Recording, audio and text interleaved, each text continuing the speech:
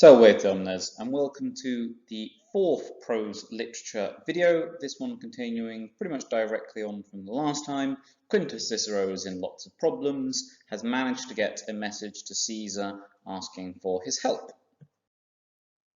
Right then, so Caesar, when he came by Magnus Itineribus, literally great journeys, Latin here for forced marches, somewhere between 30 to maybe even 60 miles a day, which really is quite a long way to march. In Fines, into the territory Nerviorum of the Nervians, the Belgic tribe that are currently besieging Quintus Cicero. Ibi, there he cognoscit, learnt, remembering that there's lots of historic presents, which are verbs that technically are in the present tense in Latin, but must be translated as if they're in a past tense, because they're clearly referring to something in the past, usually there to add a bit of drama. There he learnt ex captivis, from the captives, quae, what gerantur was being done apud Ciceronem, among Cicero or in Cicero's camp. And quanto, in how much, quanto in periculo, in how much danger res sit, the matter was, the situation was. That is to say, he's learned that Cicero is under siege and is in a lot of problems. Tum, then he persuaded, quidam, a certain one, someone, or just here, one, ex equitibus Gallis, from or out of his Gallic cavalrymen, with magnis primis, with great rewards, uti to, deferat, carry or take an epistolam ad Ciceronem, a letter to Cicero. You may be wondering why exactly Caesar has Gallic cavalrymen, the place that he's invading. Well, whilst the legionaries make up the heavy infantry, which is the backbone of the Roman legions, traditionally about half their forces were actually auxiliaries. In particular, the Gauls made up the probably majority of Caesar's heavy and light cavalry.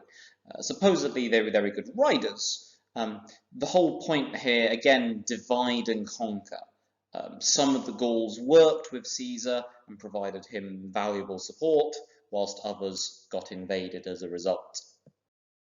So, Caesar mittit sent Hanc this thing, this letter, obviously, conscriptam, having been written in Graecis litteris, in Greek characters.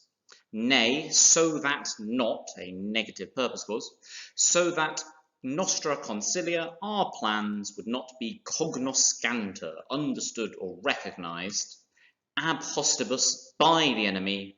And then literally we have here another ablative absolute, with the epistola having been intercepta, but we have to add in this word if here to be if the letter were intercepted. Caesar is, simply enough, writing his message in Greek characters, not presumably in Greek, but just using the Greek alphabet. It doesn't seem like an amazing code, but this is the way that he has gone for, trying to keep this message hidden if another Gaul were to intercept his message.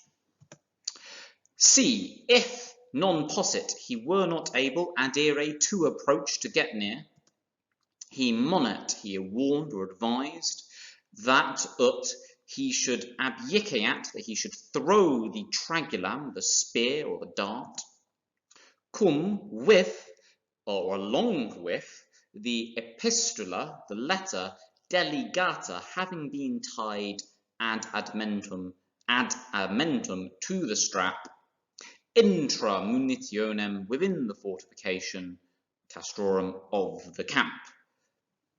Fair enough. Notice this is a fairly obvious repetition of section 3, where Caesar has a message sent to him by Cicero with a letter hidden with a spear, sent by a Gaul, etc., etc. It's worth noting that the educated elite of Rome, of which Caesar and Cicero absolutely count, they would have all known at least some ancient Greek. It was just kind of everywhere in the eastern half of the empire because the Greeks colonized a huge chunk of the Mediterranean, being rather good sailors and colonists. Roman soldiers needed to know their own command words in Latin, regardless of where they came from, but apparently here, as I say, Caesar seems to be writing a message to Cicero using these Greek characters. It's not a particularly good code, but oh well. In letteris, in the letter, he wrote that say that he had profectum, had set out. Obviously, notice here that we have an indirect statement. He wrote that he would do something. Cum legionibus, with the legions, celeriter, quickly, ad fore, he would be there. He hortator, he encouraged, ut reteneat, that, Cicero, maintain or retain his pristinam virtutem, his former courage. The Gallus, the Gaul, veritus periculum, having feared or fearing the danger, mittit the tragulum, ut erat praeceptum, as was ordered. Casu, by chance, haec ad haesit, this stuck ad turim, to the tower, neque and not animadversa, having been noticed, ab nostris, by our men, biduo, for 2 days, tertio die, on the 3rd day conspicator was spotted, was noticed, more historic presence, obviously, a quodam milite, by some soldier, by a soldier. This is the same pronoun quidam that was used in chunk 1. Dempter, having been taken down, ad Ciceronem deferta, was brought to Cicero, or you can see here I've translated this was and was taken down and brought to Cicero to make it flow a bit better in English. We can see some image here that I've taken of a spear being stuck into a tower with the message. Presumably one of the Roman soldiers up at the top of the tower eventually notices it and goes, why is there a letter tied to this spear?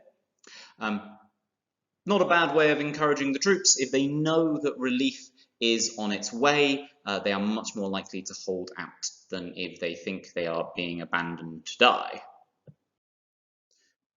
Moving on. Ille, that man, recitat the perlectam, read out the having been examined letter, which implies, by the careful way that he's written with tenses here, that Cicero has done the sensible thing of reading the letter first to make sure it's not bad news, and then he starts reading it to the soldiers. In a conventu militum, in an assembly of the soldiers, notice the genitive plural here of the 3rd declension, and he, adficit, filled, omnes, them all, with maxima laetitia, with the greatest joy. Oddly enough, the soldiers hearing that they are going to be rescued is quite a happy thing to find out. Tum, then the fumi incendiorum, the smoke of fires, procul, far away videbanter, was being seen. Quae res, this thing, or which thing, technically this is a connecting relative, which event expulit, removed or expelled, omnem dubitationem, all doubt, of the adventus legionem, the arrival of the legions, adventus being 4th declension genitive singular. And there you have it, the entirety of section 4. Very much a continuation, and in fact sections 3 and 4 work as a pair, where one of Caesar's commanders gets into trouble being besieged by the Gauls, but through clever messages being sent by Caesar and Cicero, they manage to communicate, and Caesar then moves with very much decisive speed of action to come and rescue his commander filling them with morale just at the very mere mention of his coming. It's worth noting that Caesar's representing this as a sort of fairly positive event, but a lot of his men get killed in the rebellion that rose up in 54 BC. So really, this probably shouldn't be represented quite as positively as it is. But always remember, who is Caesar writing for? The people in Rome. He needs them to think positively of him. Anyway, hope that helps. Thank you very much.